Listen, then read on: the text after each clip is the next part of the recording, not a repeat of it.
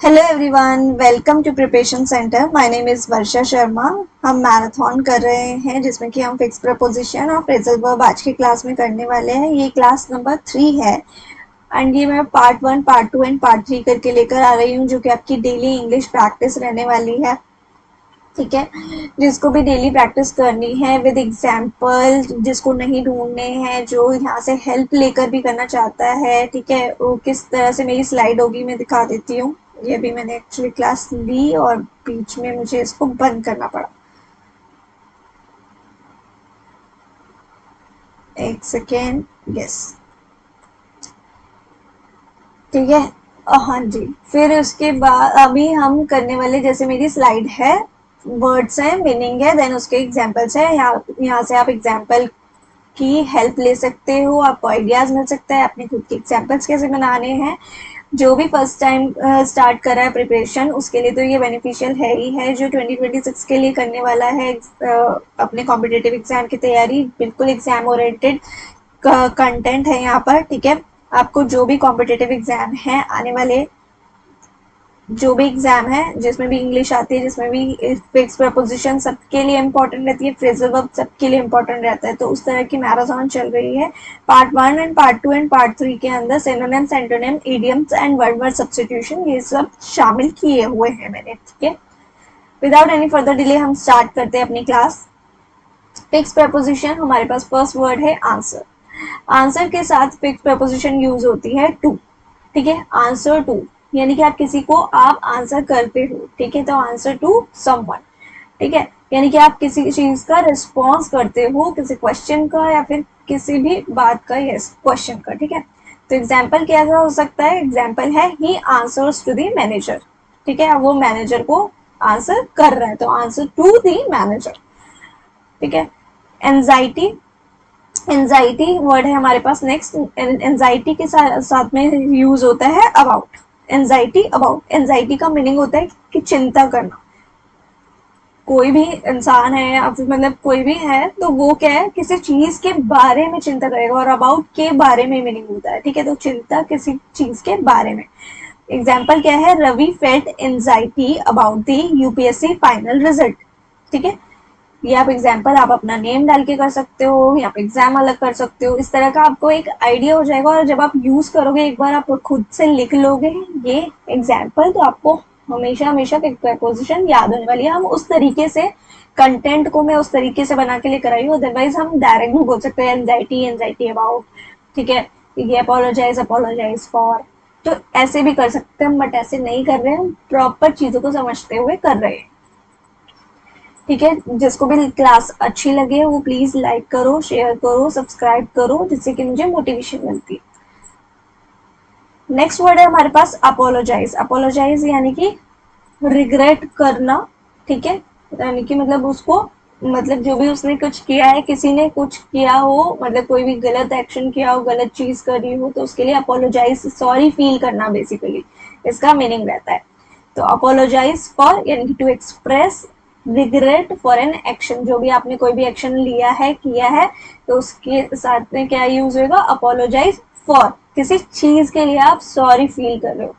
ठीक है, तो एग्जाम्पल क्या है? एग्जाम्पल होता है, एग्जाम्पल है यहाँ पर, ही अपोलोजाइज फॉर बीइंग लेट, वो लेट हो गया इसलिए उसको थोड़ा रिग्रेट फील हो रहा है।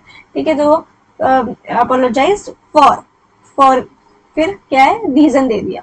ठीक है, चलो नेक्स्ट क्या है? नेक्स्ट वर्ड है अपोलोजाइज ही है। अपोलोजाइज के साथ एक और प्रपोजिशन है जो कि यूज होती है, apologize to, to express regret to someone. अब आप किसी को, अभी तो यहाँ पर कोई आपने एक एक्शन किया था कि आप सिर्फ लेट हो रहे थे, ये कोई एक्शन है, राइट। अब यहाँ पर क्या है? आप किसी को, किसी मतलब आप एक रिग्रेट कर रहे हो, एक्सप्रेस कर रहे हो किसी पर्सन को, तब आप क्या यूज करोगे? टू। ठीक है, she apologize to her friend. ठीक है, she apologize to her friend. चलिए नेक्स्ट क्या है हमारे पास? ये आप नोट्स इसी पैटर्न में भी बना सकते हो, जिससे कि आपकी कॉपी में भी इस तरह से बन जाएगा, तो आपके दिमाग में एकदम अच्छे से छप जाएगा और धीरे धीरे चीजें याद हो जाएंगी। मोस्टली 70% to 80% आपको एक बार याद हो जाएगा। आप 2-3 बार रिवाइज करते चलोगे तब आपको 100% डेफिनेटली याद हो जाएगा जिस हिसाब से मैंने स्लाइड को डिज़ाइन किया है।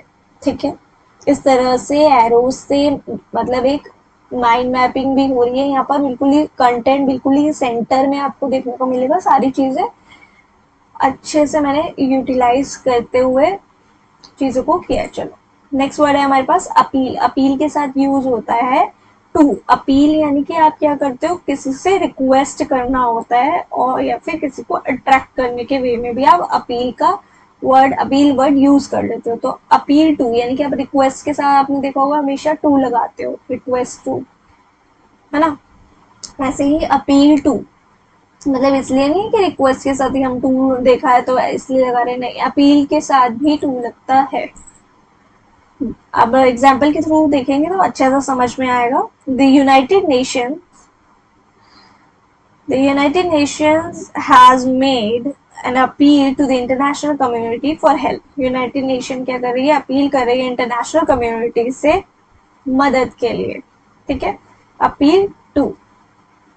ठीक है, नेक्स्ट क्या है, एपेटाइट। एपेटाइट का मीनिंग होता है, मतलब एपेटाइट के साथ यूज होने वाली फिक्स प्रपोजिशन है फॉर। एपेटाइट फॉर मीनिंग है इसका desire for something.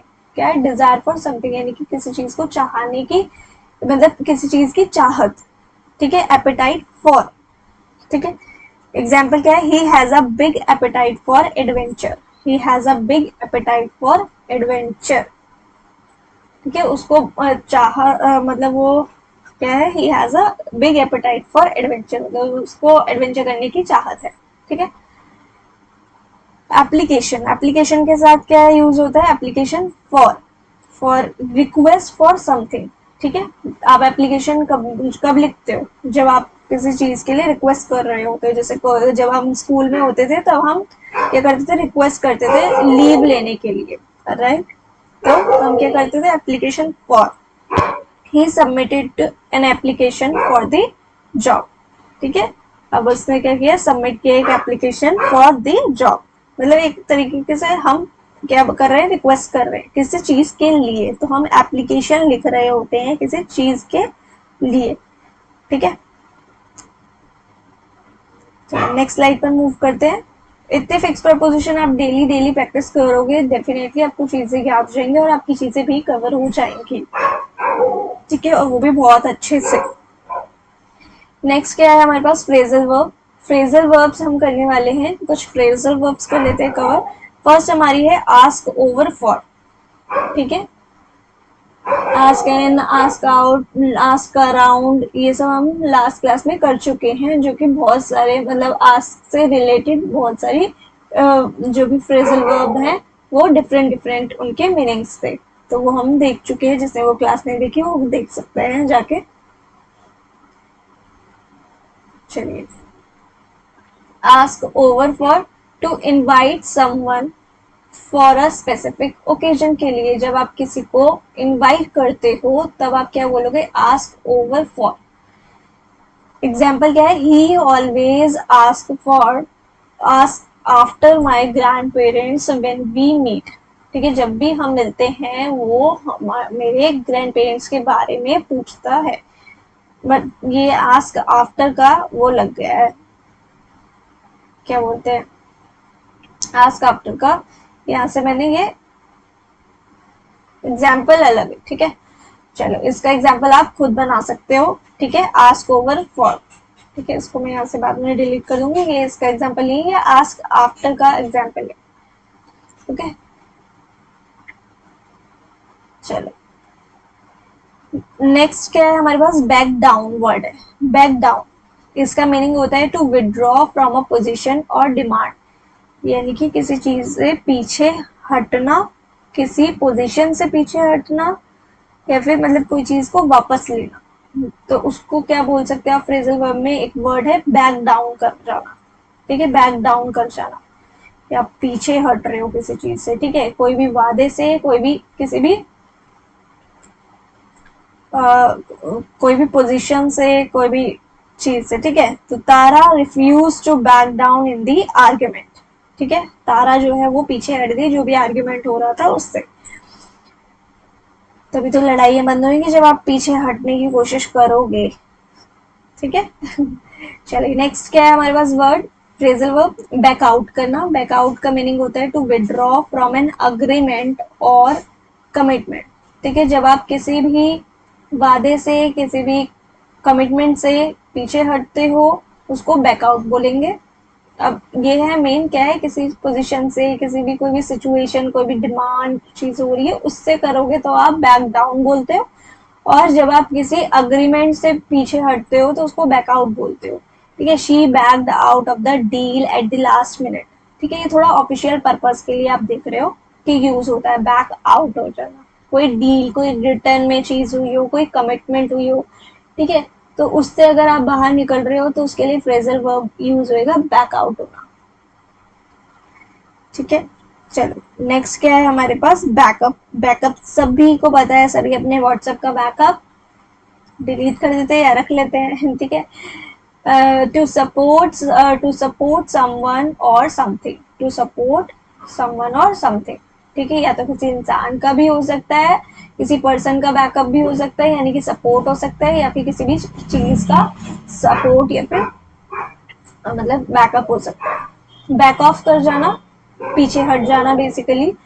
To move away और रिट्रीट होना, होना यानी कि स्टॉप बॉदरिंग समवन, आप बैक ऑफ हो गए हो किसी से। ठीक है, पीछे हटना सिर्फ, इसका मतलब ये होता है। बैक इनटू, बैक इनटू का मीनिंग होता है टू एंटर अ स्पेस और सिचुएशन, किसी भी स्पेस में या फिर किसी भी सिचुएशन में जाना बैकवर्ड्स और एक्सीडेंटली। ठीक है, उसको आप क्या बोलोगे, बैक इनटू। ठीक है, वापस से किसी उस चीज में जाना। तो आज हमने करे हैं fix propositions and phrasal verbs. ठीक है, जिसने भी मेरी सिनोनिम्स एंटोनिम्स वाली क्लासेस नहीं देखी है, वन वर्ड सब्स्टिट्यूशन और इडियम्स की नहीं देखी, वो जाके देख सकते हैं और इसको लाइक, शेयर एंड सब्सक्राइब कर सकते हो। Thank you.